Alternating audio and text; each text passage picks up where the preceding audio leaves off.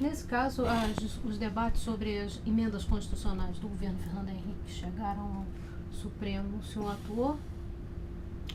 Não chegaram. Quando é que chegaram? Não me lembro. Porque começa já em 95, né? O senhor entra em 97. Em 95 eu trabalhei, fui eu que redigi para o Fernando Henrique, eu dirigi o grupo do Fernando Henrique para a reforma econômica. Em 96 começa a ser votada. Ela foi aprovada, eu era ministro. Era ministro. Mas aí vai ter os recursos. Os recursos, alguns chegam até ao Supremo? Não, acho que não. Das emendas, não. Das leis, sim. Das leis infraconstitucionais, sim, mas das emendas, não. Só infra? Alguma em especial? Sobre telefonia, uma grande discussão, porque quando surgiu... Uma das coisas, por exemplo, surgiu na época foi na reforma da Previdência. Eu perdi. Na reforma da Previdência eu perdi. Não, na reforma do Serviço Público. Teve duas que eu me recordo. Uma foi do Serviço Público, que eu fui voto vencido. Ocorreu o seguinte, nós tínhamos criado na Constituição de 88 o turno único, criado o regime jurídico único. Lembra-se dessa história? Sim. Nós criamos o regime jurídico único. Aí houve uma emenda constitucional alterando o serviço público. O relator foi Moreira Franco. O dispositivo que tratava, ele fez um substitutivo global do capítulo servidor público, e um dos textos acabava com o regime jurídico único. O caput acabava com o regime jurídico único, que vinha lá uma série de parágrafos entendendo de que, enfim, regulando aquela coisa. Aí o que fez o PT? O PT faz um destaque para votar em separado do caput do artigo. E na votação do destaque, na votação separada, aquele deputado de São Paulo, economista, que foi da época do governo Collor, foi um dos assessores da Zélia, o Candir. O Candir enganou o voto, errou o voto, e o texto não é aprovado. O destaque para votação separado faz com que o texto não vote. Você sabe como é que funciona isso, né? Então, o destaque não entra, não é aprovado. Vai para a comissão de redação, e na comissão de redação eles pegam um parágrafo e transformam um parágrafo em caput. Como caiu o caput, entrou o parágrafo. Aí fizeram um Monteiro, foi votado no segundo turno, dessa forma e tal, etc.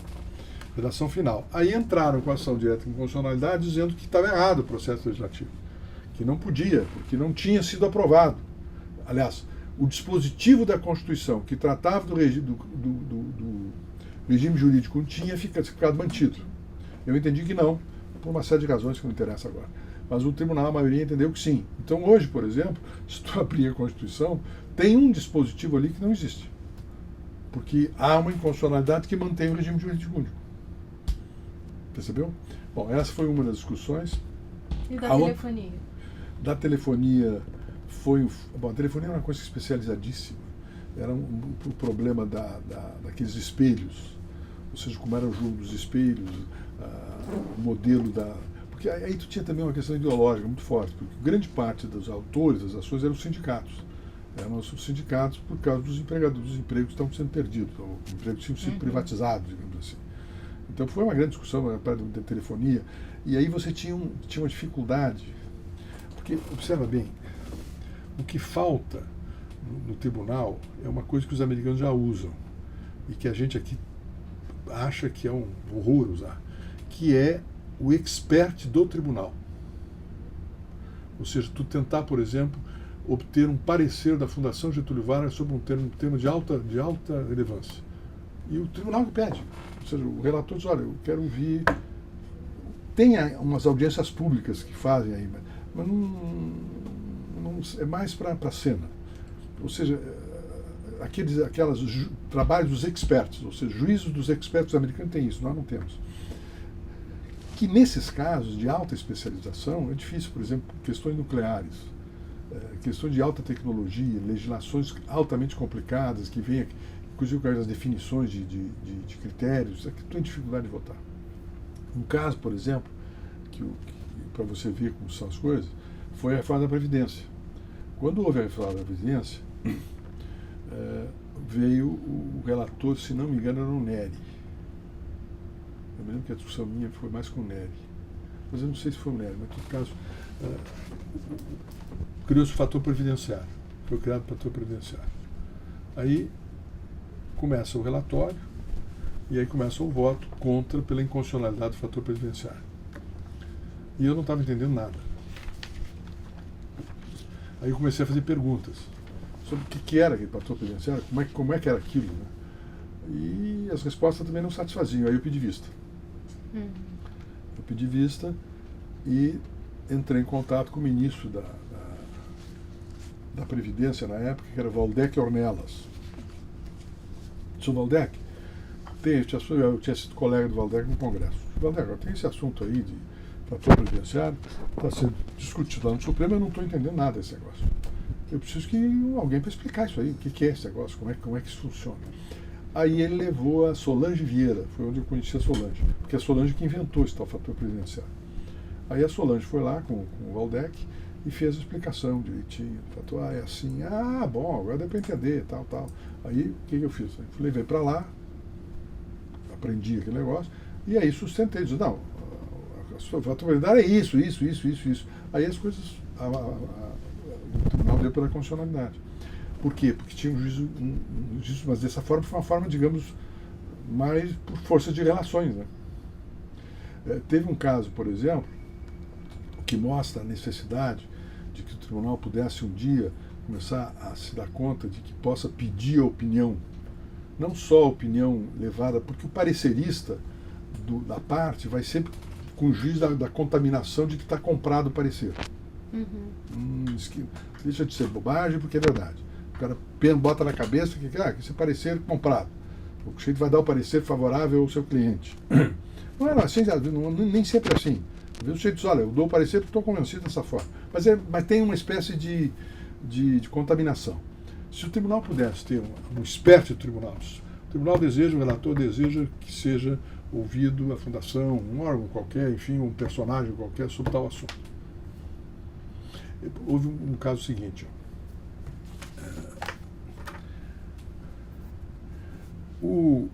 A tese do Supremo é o seguinte: imposto de renda. A legislação que se aplica para a apuração do imposto de renda é a redação vigente no dia 31 de dezembro. O que estiver vigindo dia 31 de dezembro aplica-se para todo o ano base, que é o ano base do imposto de renda. Muito bem, mas só que esse cálculo é feito em abril, no ano seguinte, correto? Correto. Muito bem. O que aconteceu no caso? Havia uma legislação, num determinado momento, o Brasil estava muito mal de dólares. Foi na época dos militares. E eles, então, usaram o imposto de renda como elemento estimulador para exportação. Então eles criaram o seguinte, criaram uma alíquota diferenciada para bens exportados. Correto? E foi vigindo aquilo. Então você exportava X coisas, o imposto de renda sobre aquele conjunto de bens exportados, sobre o valor adquirido, incidia X. Bom, isso foi revogado em junho. Num determinado ano X lá, foi revogado a tal benefício esse. Aí aconteceu o seguinte, veio declaração de imposto de renda, aqui, que pega o ano todo. As empresas declararam as suas exportações, calcularam as suas exportações até junho com base na alíquota beneficente. O tribunal tinha como tese de que o imposto de renda a ser cobrado no ano subsequente é a legislação vigente no ano base, aquela história do princípio da anualidade. Correto? Correto. Então vai um relator lá, não me lembro quem foi, começou a falar nessa história. Mas acontece que foi alterado, mas não importa, porque a tese, o princípio geral aqui no tribunal é de que no dia 31 de dezembro, aí eu pedi vista. Aí eu comecei a pedir, aliás, eu perguntei para ele, me escuta, como é que faz isso? Como é a contabilidade das empresas sobre esse assunto? Como é que isso é contabilizado, isso aqui? Eu tenho como destacar isso para considerar como um conjunto separado do conjunto global dos negócios da empresa? É destacável na contabilidade ou não? E ele não sabia, não tinha examinado. Aí eu pedi visto e disse brincando. Disse, não, eu vou pedir visto porque eu quero ouvir um contador para saber como é que funciona isso. E realmente chamei um contador, um conhecido meu, que era de Santa Maria, que trabalhava no Senado, e que era um professor de contabilidade e tal. Aí ele me explicou tudo isso aqui. Papai, é assim, sabe? Aí eu disse, não pode, essa regra aqui, que é a regra geral que a gente aplica, não pode se aplicar neste caso. Por quê? Porque quando eu formei o preço da exportação desse produto, eu formei custo mais tributo, isto aqui dá X, e depois eu tenho uma margem que é a margem de concorrência no mercado, correto? Ora, se eu estou mexendo nessa equação aqui, ó, nesse elemento da equação, que é o tributo, e estou aumentando o tributo, eu estou aumentando o tributo depois da formação do preço. Está errado. Perfeito? Ou seja, com isso eu queria dizer o seguinte, era necessário que num determinado momento eu percebi isso, que a gente ouvisse pessoas. Então eu comecei a ouvir todo mundo. Outros ministros fizeram o mesmo? Muito raro. Isso foi uma coisa que me chamou a atenção. O senhor falou que assim que o senhor vai para o Supremo, o senhor passa a morar nos apartamentos funcionais. 312. Junto com outros ministros. Moravam nos outros. O senhor manteve contato com o mundo político? Manteve. Quem eram seus amigos? Assim, não foi uma coisa só os ministros do Supremo? Não. A minha mulher gosta muito de jantar em casa. Em Brasília é muito disso, né? Em Brasília tu não tem vida noturna em Brasília. Vida noturna em Brasília é jantar em restaurantes ou em apartamentos. E a minha mulher gosta muito de juntar gente. E sabe juntar gente de tudo que é tribo. Porque juntar gente de uma tribo só é uma chatice infernal. Né? Aí o cara fica falando sobre a tese, tu vai chamar, ele vai te contar como é que escreveu a tese, vai amolar a paciência. Tem que ser cara que não... Bom, então a gente fazia muito jantar em casa. Os outros ministros também? Não. Por exemplo, tinha um que não ia a lugar nenhum, o Celso de Mello. O Celso de Mello não ia, tu convidava e não ia a lugar nenhum. O Nery da Silveira não ia a lugar nenhum. Agora, eu convidava, o Moreira Alves ia, o Veloso, o Veloso gostava. O Veloso era... Moreira vinha... Moreira já é mais tímido. Moreira não é um sujeito para você botar numa sala e animar uma... O Veloso não, o Veloso já tinha mais... Mas eu misturava muito, né? Porque eu chamava muito senador. Às vezes via o Fernando Henrique, jantar lá em casa. E essa mistura era bem vista pelos seus colegas? Não tinha grande... Pelo menos eu acho que não tinha. Ninguém reagia, né? Porque se reagisse, eles sabiam que ia dizer um desaforo, então não reagiam. Mas não havia nada. Eu chamava o Serra, o Genuíno, ia muito, o Luiz Eduardo Magalhães, o Heráclito Fortes, quem mais? O Antônio Carlos Magalhães, o Sarney. Nesse momento que o senhor está ali no Supremo, é um momento importante já de discussão da reforma do Judiciário. Esse era um tema nesses jantares? Bom, são duas coisas diferentes. Uma coisa são jantar, em que eu convido para conviver, aí a gente conversa. Outra coisa são os jantares instrumentais, isso é outra história. O senhor tem a diferença. Tem um jantar que eu quero fazer, para reunir os caras, brincar, ver, encontrar fulano, beltrano. Depois tinha os jantares que eram jantar já de trabalho. Então, os jantares de trabalho, os seus colegas ministros iam? Não? Esses não iam porque não sabiam fazer as coisas. Quem ia era Maurício Correia. Maurício que era da mesma área. O Pertence também ia. O Pertence ajudava. Agora, chamar o Marco Aurélio para uma reunião dessa, chamar o Veloso não, chamar o Pertence, Moreira, de jeito nenhum. O senhor nem os convidava? Não. Então era temático.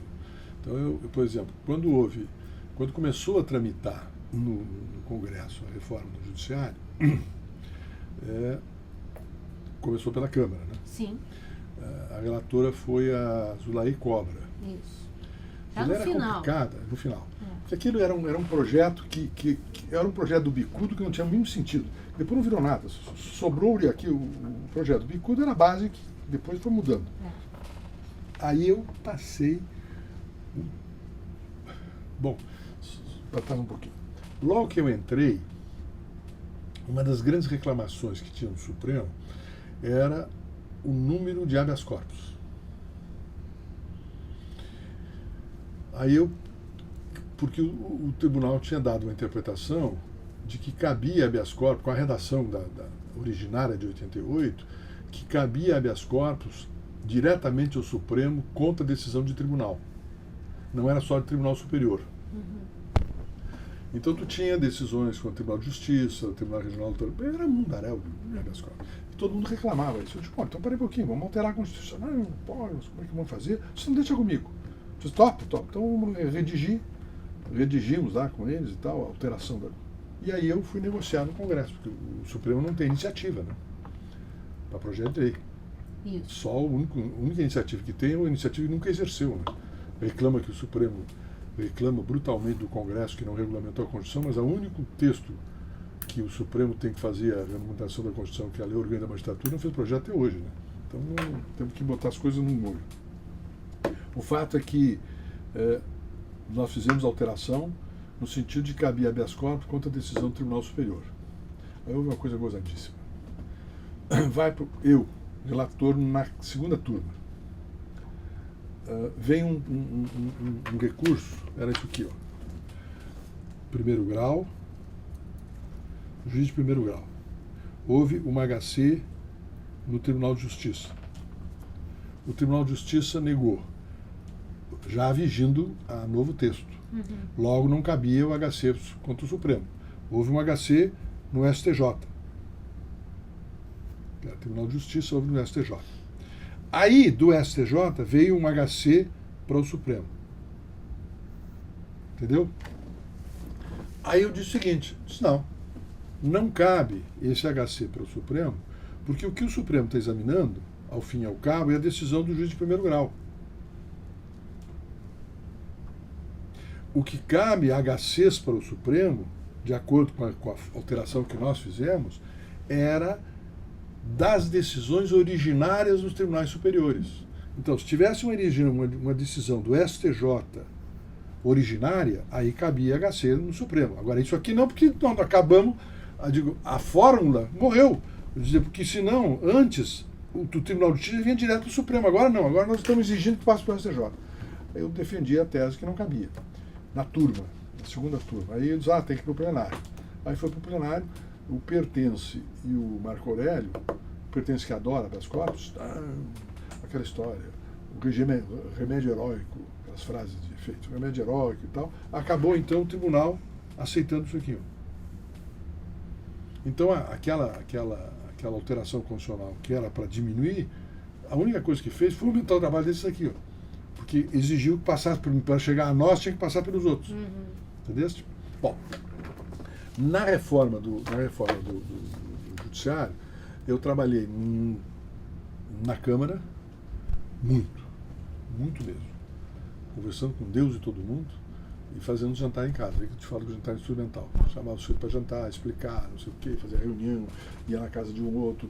Aí às vezes eu pedia para um colega antigo fazer um jantar na casa dele, que ia me convidar para explicar para os outros que eu não tinha mais, os mais novos, que eu não tinha relações ainda e tal. Aí eu trabalhei muito nessa área, quando eu estava ainda não era presidente. Quando eu assumi a presidência, o texto já estava no Senado. Isso. Bom, aí foi uma coisa curiosa. Posso interromper um minuto? Aí, quando o senhor está defendendo uma reforma do Judiciário, é sua, não é institucional. Não, era conversado com os outros. Era conversado, era conversado era com os isso. outros. Não, conversar com os outros, eu não fazia... E aí o senhor tratava levava então um certo consenso Então, dessa... um consenso. Não era unanimidade, porque o Marco Aurélio sempre era contra. Tá. Mas e alguns não opinavam. O Elmar, que viesse para ele, topava, mas ou seja, os personagens mais atuantes, que eram Moreira Alves, o Pertence, o Veloso. O Celso não entrava nisso. O Maurício. Enfim, esse grupo aqui é que a gente ouvia mais. E que formava a maioria, o consenso do tribunal. Aí você ouvia, eu conversava com eles, tanto é que eu vou te contar uma história. Quando se discutiu súmula vinculante, eu defendi súmula vinculante na elaboração da Constituição. Conselho Nacional de Justiça, eu também defendi em 88. E ainda tinha uma coisa que era chamada arguição de relevância. Bom, aí todos, esse grupo todo, inclusive eu, entendia que tínhamos que ter a súmula vinculante, que tínhamos que ter a arguição de relevância e que tínhamos que ter o Conselho Nacional de Justiça. Então, na hora da conversa, eu disse o seguinte: olha, tudo bem, concordo com vocês, só que eu veto o número 2. Como? A arguição de relevância é mais importante? Não estou vetando a arguição, estou vetando o nome. Eu preciso que vocês inventem um nome que ninguém entenda. Porque se eu chamar de arguição de relevância, quando for votar no Congresso, isso é coisa, lixo militar, porque a arguição de relevância foi criada no regime militar. Você lembra da arguição de relevância? O que é hoje o quê? Aí o Moreira Alves é que sugeriu. Mas o que pode ser então? Não, tem que ser outra coisa. Não pode ser arguição de relevância, porque a palavra mata a questão. Ninguém vai discutir o assunto, por quê? Porque isso aí é lixo militar. E aí então nós mudamos o nome. Aí o Veloso sugeriu repercussão geral das questões constitucionais discutidas ou debatidas. Que é o nome, se eu disse, tem que ser um nome grande, que as pessoas tenham uma certa dificuldade de entender o que seja. E aí acabou virando a tal de repercussão geral.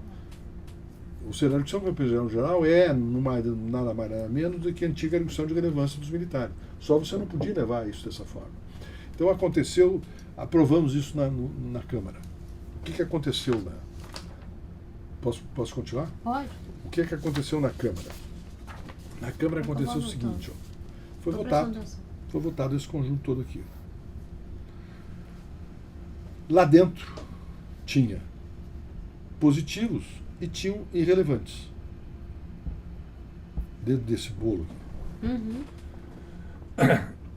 Qual era o problema da emenda constitucional? Da tramitação da emenda constitucional, problema até então existente. Era o seguinte: na regra geral, quer dizer, na tradição que havia se implantado a partir de 88, quando você votava um texto na Câmara dos Deputados, esse texto via para o Senado, e o Senado modificava, sei lá, esse texto vinha para a Câmara com um projeto novo. Uhum. Ele não era revisto na Câmara. Começava tudo de novo. Não era o processo legislativo normal. Eu digo, meu Deus, isso vai dar confusão. Então, o que o presidente da Comissão de Justiça, da Comissão Especial no Senado, era o Lobão, e o relator era o José Jorge, que hoje está no TCU. Uhum. O José Jorge é um engenheiro que é o falso caipira. Aquele sujeito que fala com ele, acha que ele é um idiota, imbecil, coisa nenhuma, espertíssimo. Mas cara assim de falso caipira. Eu chamava ele de falso caipira. Bom, então o que a gente fez? Ele nos chama a mim, eu era presidente do Supremo, e eu levo o Gilmar junto para ajudar, tinha relações com ele, e começamos a trabalhar no texto. Então, eu fiz o seguinte: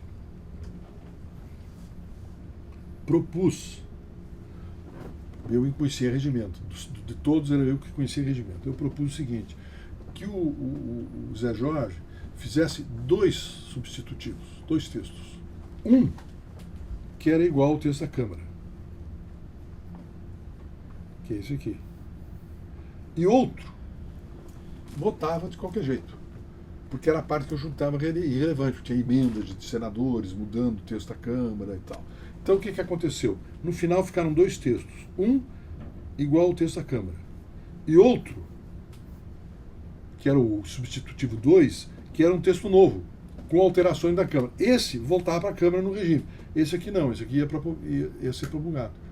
acertei isso com o Carreiro, que era o secretário-geral da mesa, que hoje está no TCU. No início, o Carreiro, não, mas isso é novidade, mas não tem importância. É a única forma. Porque senão o que vai acontecer? Se eu faço um substitutivo, se o relator do Senado faz 2 textos, o Senado aprova o primeiro texto, que é igual ao da Câmara, e o segundo texto, que é um texto que diz respeito à reforma do Poder Judiciário, mas é um texto que tem autonomia, não tem relação de subordinação, ou seja, o texto que está aqui não subordina nada que está aqui, ou melhor, o que está aqui não subordina nada que está lá, não é essa inversão, e não é um ser subordinado, ele tem autonomia. Aí o Carreiro concordou. Então, aí eu conversando com... E o Carreiro, eu acho que era o presidente era o Antônio Carlos, se não me engano. Do Senado? É. Já era o Sarney. Já era o Sarney. Aí o Carreiro topou, disse, não, eu aceitar bem, me convenceu. Aí eu mostrei, ele veio os elementos todos, os quadros todos. E como foi definir o que era o principal? Era aquilo que nós queríamos. Aí que surgiu o problema. Surgiu o problema da seguinte forma. Essa pauta aqui... Aí surgiu o seguinte problema. O problema chamava-se Márcio Tomás Bastos. O Márcio era ministro da Justiça. Sim. O Márcio era contra a súmula vinculante e contra a repercussão geral. E o CNJ também, porque não era o CNJ do sonho dele, né? Não, deixa bem claro que o Márcio, quando presidente da OAB, em 1988, ele não fez força nenhuma pelo CNJ. Por quê? Porque o Maris, Valdemar Maris de Oliveira Júnior, era o presidente da Ordem dos Advogados de São Paulo, do Conselho de São Paulo, que era contra o Conselho Nacional de Justiça. Ou seja, São Paulo era contra o Conselho Nacional de Justiça. E sabe por que São Paulo era contra o Conselho Nacional de Justiça? Não. Porque o Tribunal de Justiça, porque o São Paulo nunca quis ter nada federal que entrasse nas suas instituições estaduais. Isso foi em relação a 32. Percebeu? Tu observa bem, a educação em São Paulo as universidades paulistas são todas estaduais, os grandes centros são estaduais, não tem nada de grande relevância federal lá. Tem? Não tem nada. Tudo, a USP é paulista, aliás, é estadual, a Unicamp é estadual, ou seja, São Paulo, depois da derrota da eleição de 32, eles não querem de jeito nenhum ter a intervenção, na época, do Getúlio, que era do Capanema, que era o ministro da Educação. Então eles criaram toda uma estrutura. E os paulistas não queriam saber do Conselho Nacional de Justiça, porque o Conselho Nacional de Justiça era um órgão nacional, federal, que iria interferir no Tribunal de Justiça do Estado de São Paulo. Não podia. Não era entendeu? Era problema de federalismo, de natureza federalista que vinha do velho Feijó ainda. Isso vem do Padre Feijó. Se tu olhar lá a história do Padre Feijó, tu vai ver essa história. Bom, o Márcio, quando presidente da OAB, a OAB Nacional tinha um juízo favorável ao Conselho Nacional de Justiça. Mas o Márcio fez um corpo mole no Conselho Nacional, tanto é que ele foi rejeitado. E observa bem a rejeição, como é que foi. Tu vê como as coisas são feitas. Primeiro, a OAB fez corpo mole. E segundo, o PT radicalizou. Quem era o PT? Nesse momento, na Constituinte, o Lula. Não, Plínio da Arruda Sampaio. Plínio, Lula. Mas o Lula não sabia nada dessa história. O Plínio da Arruda Sampaio conhecia essa história. E o Plínio da Arruda Sampaio era PDC, era Partido Democrata Cristão. Ele era produto do Carvalho Pinto. Ele foi assessor do Carvalho Pinto. Então o Plínio tinha cabeça paulista. Aí o que o Plínio fez? O Plínio propôs que esse Conselho Nacional de Justiça integrasse membros dos sindicatos. E aí convenceu o PT que não podia aceitar um Conselho Nacional de Justiça que não tivesse representação sindical dentro do Conselho. Com isso ele assegurava a não aprovação. Percebeu? Porque aí ele se juntava com o pessoal que não queria o Conselho, que estava sob a pressão, digamos, atendendo à pressão da magistratura, criava um problema, autorizava o PT a acompanhar esse povo, não por esses motivos deles, mas porque não tinham representação do trabalhador, que é um discurso forte, e aí não se aprovou o Conselho. Bom, aí o que acontece? Quando, na Câmara, nós votamos o Conselho, eu comecei a sondar dentro do Supremo a história do Conselho. E aí percebi que tu não tinha espaço no Conselho, no Supremo, para você ter um Conselho com superioridade não magistral, de não magistrados. Aí eu negociei no Senado, na Câmara, essa composição do conselho. Com Que era mais Azulaí? ou menos uma... Hã? Foi com a Azulaí, a Azulaí, negociação? com a negociação com o grupo lá, inclusive Azulaí, que era uma negociação que eu já trazia daquela revisão constitucional que eu tinha feito. Que é mais ou menos a mesma coisa. O Conselho Nacional de Justiça tu vai encontrar desenhado na revisão constitucional de 93. Aí eu negociei esse negócio, botei aqueles grupos. Tu tinha o Ministério Público, Estadual e Federal, e tu tinha o Senado e a Câmara, que eram os não, e tu tinha a OAB, que eram os não magistrados, mas que é uma minoria. Bom, quando se aprovou isso aqui, trouxemos para cá, aí surgiu um problema. O Márcio tinha um discurso histórico da OAB contra a súmula vinculante e contra a arguição. O Conselho Nacional estava fora. Aí eu vou conversar com o Lula para convencer o Lula sobre a súmula e convenço o Lula sobre a súmula. Vou lá jantar com o Lula, jantar, uísque, diabo, e conversamos o Lula nesse sentido. E eu convenço o Mercadante. Esse menino que está aqui trabalhava com o Pedro Abramovay, trabalhava que era contra tudo isso aí. Aí eu patrolhei os dois. Nós patrolamos o Márcio da seguinte forma. O Lula disse: João Jobim, tudo bem. Bandeira, eu concordo contigo. Agora, eu tenho que deixar o discurso para o Márcio. Não, vamos fazer o seguinte: deixa que o discurso faça o Márcio, mas deixa os senadores. Eu quero os votos, eu não quero o discurso. Eu queria voto. Voto que me interessava, o discurso não me interessava. Aí então o que se acertou? O Márcio fazia o discurso contra, mas não, os senadores estavam liberados. E o Mercadante era o líder do Senado, então eu consegui convencer o Senado. O PFL não tinha problema, o PMDB não tinha problema, o PSDB não tinha problema. Então com isso se aprovou esse texto Agora, tudo isso não foi assim de uma coisa de uma hora para outra. Isso aí foi jantar, conversa, viagens, mostrando. Eu usei muito para isso, para o Sarney, por exemplo, eu usei muito o Nabuco de Araújo, o pai de Joaquim Nabuco.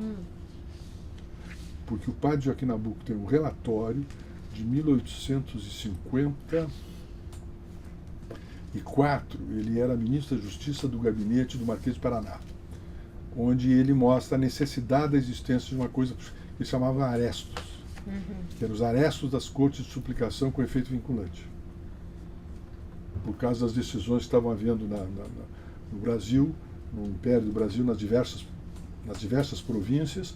Lembra-se que neste caso tu já tinha assembleias legislativas estaduais, provinciais. Então você tinha várias decisões que eram contraditórias. Ele então queria ter um negócio que um aresto vinculante da herança portuguesa. E eu usei muito isso na parte daquele pessoal que tinha digamos, uma visão histórica mais adequada. E aí se acabou aprovando isso. E aprovando dessa forma. O Márcio manteve a posição dele, fez o discurso contrário, mas os votos eram nossos, os votos eram do Mercadante. E o Zé Jorge ajudou muito, porque o Zé Jorge recebia o pessoal e ele dizia: eu não entendo nada disso, eu sou engenheiro, me explica melhor e tal. Aí depois me contava como é que eles estavam agindo. Aí eu conseguia fazer a contra-força. Agora, o Correia, no início, ele estava um pouco contra, né? O Maurício estava contra o Tanto que Conselho. a entrada do senhor na presidência vai ser importante para a aprovação da reforma do Judiciário, não é isso? Na época, já na Câmara não. No Senado. Quando foi no isso, Senado, no ele Senado. já era contra o Conselho Nacional. É isso. Era só contra o Conselho, a súmula, ele não era contra? Mas o Conselho, acho que a súmula não. É. Não me recordo se o Maurício era contrário à súmula. Mas o Supremo, como um todo, ele Era apoiava não só a súmula, mas três. a reforma como um todo. O Conselho Nacional de Justiça tinha gente contra, a qual era contra e tal. Mas a fórmula com que eu montei é que depois tu pega o voto do Peluso e tu vai verificar que era isso que estava aqui. Porque o Peluso admite a constitucionalidade do Conselho Nacional de Justiça, considerando que a maioria é magistrados, não são magistrados. Que foi o que eu antecipei aqui. Porque aquela opção, quer dizer, a melhor opção era fazer um conselho não com maioria de magistrados, correto? Agora, tu tinha duas opções. Ou tu tinha um conselho com a maioria de magistrados, não tinha nada. Então era melhor ter o conselho com a maioria de magistrados do que não ter nada. É uma questão pragmática. Eu optei politicamente no sentido de reduzir e apostar nesse jogo, porque aí tu atraía mais gente. Por que seria melhor a maioria de não magistrados? Porque tu tinha mais autonomia, né? Porque tu observa mesmo o seguinte, ó, verifica o Conselho Nacional do Ministério Público. O que é o Conselho Nacional do Ministério Público? Nada mais é do que foi apreendido pela corporação. O Conselho Nacional do Ministério Público não existe. A corporação comeu. E quando eu assumi a presidência, depois que votou-se veio um segundo momento nesse negócio do Conselho Nacional, que foi a instalação do Conselho. Quando se instalou o Conselho Nacional, eu tentei, porque o Supremo indicava o juiz de direito e o desembargador. E os outros eu negociei com todos, menos com o STJ, mas o TST, eu negociei quem é que tinha que vir do TST, negociei com o Ministério Público, negociei com a OAB, botei os nomes todos. E quanto a esses aqui, eu tentei atrair as associações dos juízes, mas eles não quiseram. Tanto é que eu criei, na época que eu assumi a presidência, eu criei uma espécie de assessoria especial. E essa assessoria especial era um composto de 3 juízes de primeiro grau. Era o Flávio Dino, pela Justiça Federal, um menino chamado Alexandre Moraes, né? Moraes. Que era da Justiça do Trabalho, e um menino aqui do Rio, que trabalhou com vocês aqui trabalhou aqui na fundação. Era muito amigo desse rapaz que fez o Davari aí, como é o nome dele? Depois ele brigou com o Joaquim. Como é o nome dele? Flávio Citro? É? Flávio Citro? Não. Magistrado, é? É juiz de Tribunal de Justiça. No estadual. Não me vou lembrar o nome dele. Bem, aí na instalação instalou-se o CNJ. Na instalação do CNJ, nós tivemos que fazer uma opção política consciente. Eu fiz uma reunião com esses 3 rapazes, principalmente Flávio Dino, que tinha mais cabeça política, os outros eram mais operacionais, né? E esse cara do Rio também. E aí você tinha o problema todo foi o seguinte, mandaram para o Conselho, no Conselho, a presidência do Conselho era do Supremo, e a corregedoria era do STJ. Bom, mandaram não mandaram, pela ordem de atividade deles, o corregedor era o Pádua Ribeiro, que era corporativo brutal. Então, surgiu a seguinte situação. Havia um setor, digamos, mais imediatista, que era o setor que queria digamos, as persecuções disciplinares. Era imediatista e mais como é que eu diria, com mais visibilidade, que eram as ações disciplinares, certo? Ou seja, você pegar um juiz e botar juiz, não sei o que, aquela coisa toda. O Pádua não queria isso.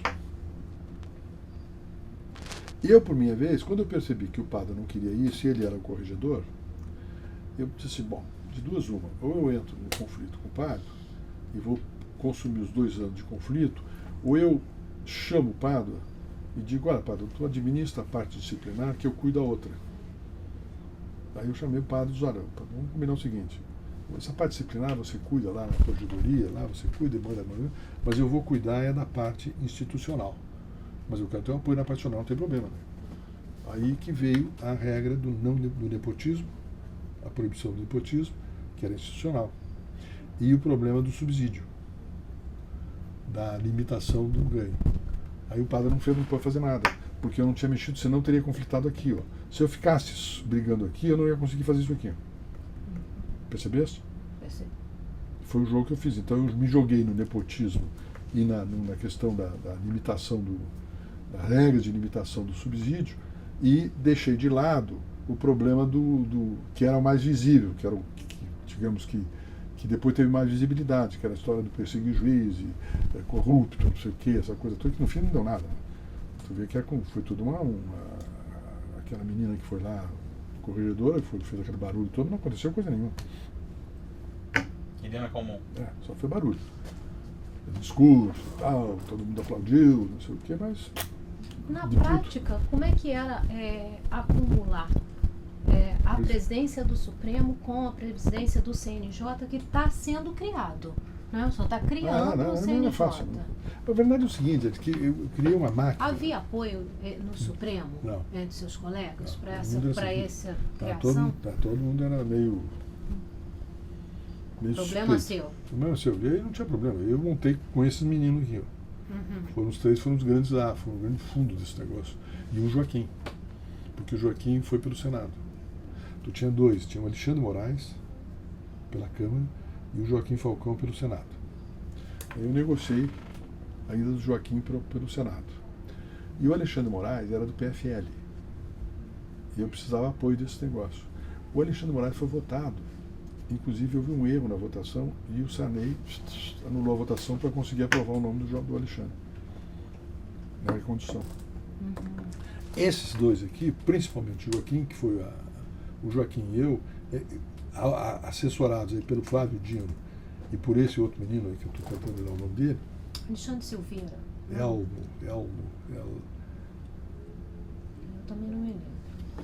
Ele foi professor aqui da FGV também? Foi, trabalhava com aquele menino aí do Gilberto juiz. Ayub. Ele era juiz, era colega do Ayub. Um cheito alto, tinha mania, ele mexia com. Ele tinha como é que ele tinha mania dessa flor aí que dá em pedra aí, como é o nome disso aí? Bromélia. Ele conhecia a bromélia para burro. O fato é o seguinte, é de que com isso nós então montamos essa estrutura de mexer na parte institucional e não avançar muito na parte, porque tinha a oposição do corregedor. Ele não queria conflito. Aí era uma questão política, de opção de caminho. Né? E aí se conseguiu implantar o CNJ. Depois que se implantou o CNJ, aí aconteceu uma coisa curiosa. A primeira ação foi contra o CNJ, ação de inconstitucionalidade do CNJ, foi? Isso. Foi a primeira ação ajuizada. O relator foi o Peluso, pá! Deu exatamente o que eu tinha montado antes. Conseguimos que passasse com os votos contrários que a gente já sabia. E depois, quem é que moveu a ação? Foi a MB. Moveu para derrubar o CNJ. A segunda ação foi a ação direta de constitucionalidade. Porque direta de constitucionalidade é a resolução do nepotismo. Tu não achou estranho que, de um lado, a MB queria a declaração de inconstitucionalidade do CNJ. Depois ele queria a declaração de constitucionalidade de uma resolução do CNJ, que proibia o nepotismo. Aí eles vieram conversar comigo e tal, acharam a Santos, não, tudo bem, tal. Depois que julgou, eu chamei eles, vem cá, não vem com essa conversa para cima de mim. Conversando com o presidente da MP, diz, tem tempo. Na época era quem, perdão? Torinho? Não, Torinho era a JUF. O Torinho é outra história, é uma complicação, um negócio de subsídio da greve. Na época desse assunto, aí eu disse para eles, olha, vem cá, vamos deixar bem claro, vocês ajuizaram a ação direta de constitucionalidade do nepotismo, porque quem pode nomear é desembargador, e vocês não são desembargadores, vocês são juízes. Eu queria saber se vocês fariam a mesma coisa se vocês tivessem o poder de nomear o assessor de vocês, o parente de vocês. E na verdade foi isso. Eles ajuizaram a ação. Por quê? Porque quem tinha poder para nomear parente era o desembargador, não o juiz. Percebeu? Então não vamos ser ingênuos, né? De achar que isso é tudo uma maravilha. Não é nada disso. Não tem jogo de interesse. Bom, quando esse período todo que eu fiquei no Supremo, eu percebi algumas coisas, que era algo que depois eu tentei exercer na presidência. E eu anunciei isso no discurso de posse da presidência, que foi um discurso controvertido, tá, inclusive. O pessoal eu fiz de propósito. Mas o fato é que primeira coisa, a preocupação dos tribunais e a preocupação do Poder Judiciário era com o processo individualizado e não com o processo global. Ou seja, os tribunais estavam ajustados para o tratamento de processos individuais e não para o tratamento de processos de massa. Ou seja, não tinha na cabeça a possibilidade que pudesse haver um processo igual ao outro, embora com pessoas diferentes. Porque não havia aquela massificação dos direitos. Então, o que acontecia? A pauta, tudo era organizado na base do número. A preferência era o número menor do que o número maior, não tinha nada. E aí eu acabei patrolando isso, criando a pauta temática, para evitar aquele problema que eu tinha sentido, que o Moreira Alves mandava pedir vista. Então eu começava a publicar, organizava uma pauta por temas. Vamos discutir, por exemplo, uma das coisas que mais chateava era você discutir ICMS, por exemplo. Então você discutia um recurso extraordinário sobre ICMS. No final do período, discutindo o recurso, você terminava e julgava. Dali a 40 dias ou 30 dias vinha uma outra ação de ICMS, outro recurso extraordinário. Toda aquela discussão que tu tinha feito anterior tinha que ser refeita de novo. Porque tinha uns que não se gostavam daquele assunto. Pertence, por exemplo, odiava negócio de crédito e débito, vai ser creditado, vai ser debitado, aquele troço todo, para frente, substituição tributária para frente, substituição para trás, etc. E tal. Aí o que eu fiz? Organizei por conjuntos. Então tinha uma semana, um dia, na quarta-feira, a pauta era uma pauta sobre tributos. Então eu pegava e botava o primeiro processo a ser chamado era um processo mais amplo, cujas discussões abrangiam os demais. Então aí tu discutia o primeiro, e aí quando você chamava o segundo, tu já tinha discutido parte da matéria do segundo, e aí as coisas aceleravam. Então você conseguia julgar as coisas com muita mais rapidez. E aí eu criei também quem fez foi o Flávio Dino, um extrato. Ou seja, cada juiz recebia uma folha, aliás, estava na internet, o extrato do processo. Qual é o assunto decidido, quais são os precedentes e qual é a controvérsia, para a identificação da controvérsia. A controvérsia é a seguinte, é isso ou é aquilo? Então você evitava, quer dizer, economia, dava tempo. Funcionou bem essa pauta temática. E eu agilizou bastante. E aí tinha o seguinte problema, é que você tinha que fazer a pauta temática, mas você também tinha processos que eram autônomos. Então aí o que aconteceu? Antes do CNJ, e ainda na presidência do Supremo, no início da presidência, eu inventei os números, junto com o Joaquim ajudou muito, justiça em números, tal de justiça em números. Aí eu inventei todo isso aqui em papel que eu tinha no meu arquivo, que é esse troço aqui, que era as estatísticas do Poder Judiciário. E aí eu dividi essas estatísticas nos conjuntos de insumos, dotações e graus de utilização, que eram as despesas. Então mostrar lá, despesa do Poder Judiciário sobre o PIB, depois despesa do Poder Judiciário sobre a despesa pública, depois despesa do Poder Judiciário com pessoal, despesa do Poder Judiciário com bens, despesa do Poder Judiciário com habitantes. Pronto. Esse era o primeiro conjunto. Insumos, despesas, aliás. Depois vinha o segundo, integrantes, magistrados por 100 mil habitantes, pessoal auxiliar do Poder Judiciário por 100 mil habitantes. Depois vinha recolhimentos de taxas e custos sobre despesa. Havia uma fórmula que nós montamos para fazer essa conta. Vinha informática, problema de informatização, e depois estava escondido área física, ocupação em área em metro quadrado. Depois vinha litigiosidade e carga de trabalho, que era o segundo conjunto, que era o mais importante. Aí você tem a carga de trabalho real. E depois criou também a taxa de congestionamento, que eu queria chamar de taxa de como é que é o negócio de trânsito, de engarrafamento, mas aí acharam que a frase era muito ruim. Onde esse aqui era o importante. Ou seja, você tinha essa taxa de contingenciamento, que era igual casos novos, do ano, do período, mais casos não sentenciados, quer dizer, o passivo que vem dos anos anteriores, mais os processos sentenciados em execução, dividido pelo número de decisões finais no ano. Aí era um escândalo. Aí tu chegava a ter taxa de congestionamento de 80%, mostrando que a coisa não andava. Depois eu criei. Como é que foi conseguir dados dos tribunais? Foi uma mão de obra. Porque até hoje é uma complicação. Tribunais que não enviam ao CNJ esses dados, né? No meu tempo eu enviava. É? Porque o negócio era meio militar.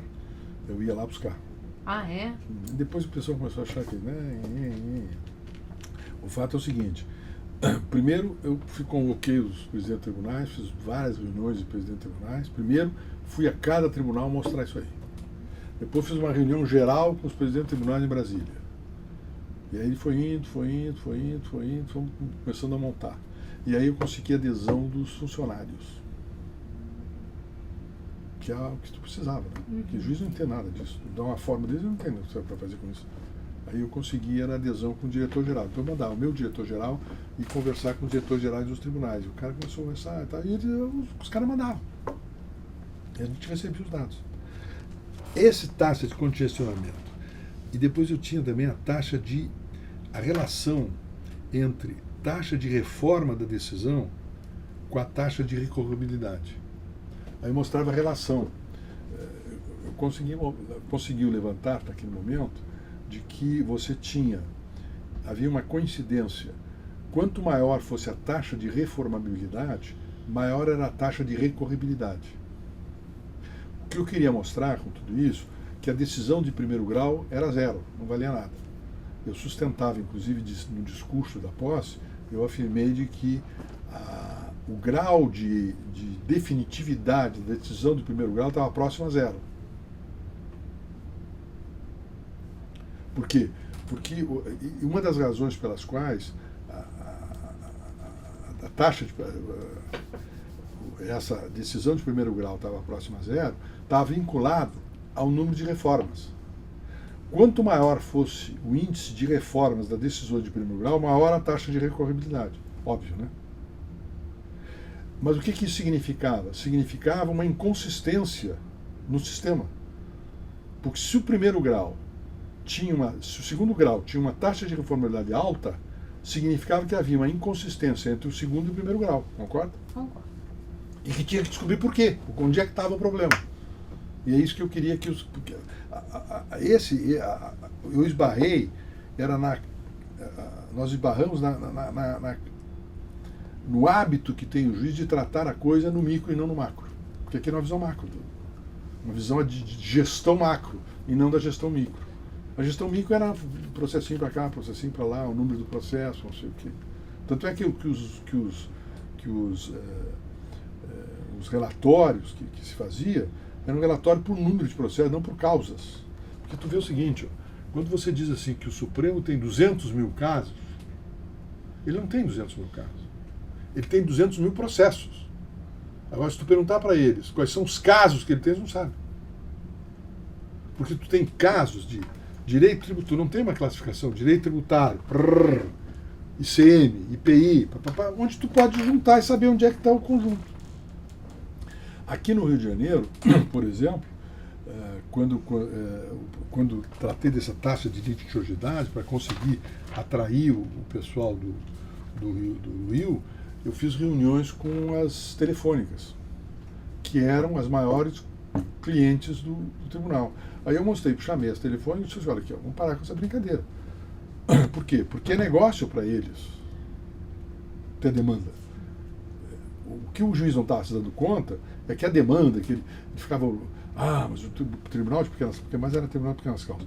O tribunal de pequenas causas está cheio de processos, decide tanto, mas isso para nós é um absurdo. Não é esse o nosso problema. Nós sabemos chamar quem é que está devendo. Quem é que provoca isso? Quem provocava? Era a telefônica. Não tem uma ampla aqui, não tem um negócio de ampla. A ampla provocava, que era energia elétrica, não é isso? Isso. A distribuidora. As demandas eram todas. Por quê? Porque não faziam os serviços. Aí os caras, pois não fazem o serviço. Mas escuta, vamos fazer uma calma. Quanto tempo leva entre reclamar e mandar fazer? E quanto tempo leva entre mandar fazer e fazer? Quanto é que custa isso? O negócio dele é fazer aquilo. Porque se ele fizer aqui, ó, ele está economizando dinheiro ao não fazer. Porque o custo disso aqui, ó, é muito inferior ao custo de fazê-lo. É isso que você tem que calcular. Ah, pois é, mas nós temos que ver isso. Aí eu chamei o sujeito do Rio, fiz um atendimento, tentei fazer um entendimento no Rio.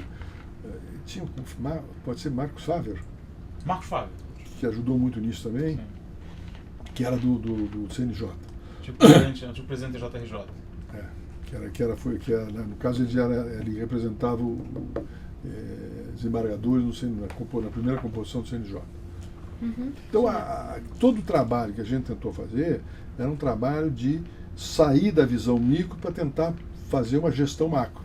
E aí eu contratei dentro do Supremo o INDG, Instituto de Desenvolvimento Gerencial, que é um lá de Minas Gerais, do...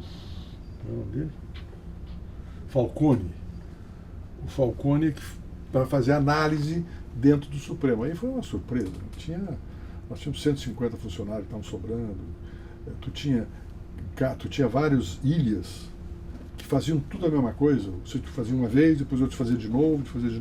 Aí nós começamos a mudar o fluxo de processo. Que esse NDG era especialista em fluxos. Não eram essas grandes invenções. Era como você reduzir fluxos. Isso, e seus colegas receberam bem essas mudanças Dificuldades. todas? Porque tu tinha um problema. Tu não podia entrar dentro do gabinete. Eu só trabalhava fora dos gabinetes. Cada gabinete é uma ilha de autonomia e independência. Tá. Entendeu? Mas eu trabalhava no meu gabinete e eu fazia com experiência com o gabinete da Ellen, mas a Ellen também não recebia muito bem. Ela aceitava, mas é porque cada um queria inventar o seu modelo, sua história, não sei o quê. Mas tu tinha alguns procedimentos que era a entrada do processo até chegar ao gabinete. Com aqui, eu comecei a mostrar o tempo. Eu, inclusive, tenho isso aí. Depois, se vocês quiserem, eu dou o pendrive. Você tem que achar, está indo misturado. Eu fazia um tempo entre a entrada até chegar no gabinete. E depois eu fazia uma avaliação do tempo que saía do gabinete para a pauta.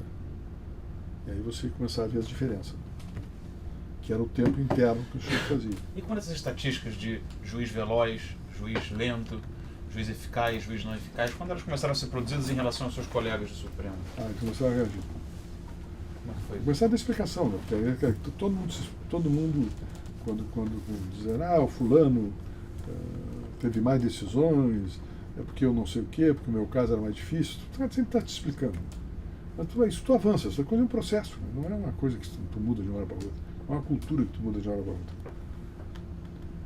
Agora, teve esse problema, eu tentei intervir na TV Justiça, contratei a fundação, o Joaquim mandou alguém lá, eu não me lembro mais o nome do sujeito, fez toda uma mudança, mas depois a Ellen liquidou a mudança.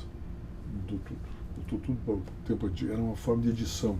Eu queria editar sessões e ter informações embaixo. Esses modelos tipo Bloomberg, tu está informando. Porque hoje tu observa bem o seguinte, é uma maluquice, você liga a TV Justiça e tu não tem nenhuma informação do que está sendo julgado. Né? Só vem um número ali, processo tal, mas não tem algo que possa fazer com que a pessoa que recém acessou a rede, a televisão, possa saber do que se trata. Tu tem que esperar algum tempo para saber do que se trata. Não é isso? Isso. E tu não tem nem placar. Não é assim? Porque tu não tá maluco. Né? É como se fosse um filme que tá muito interessante que todo mundo assistindo que não é verdadeiro.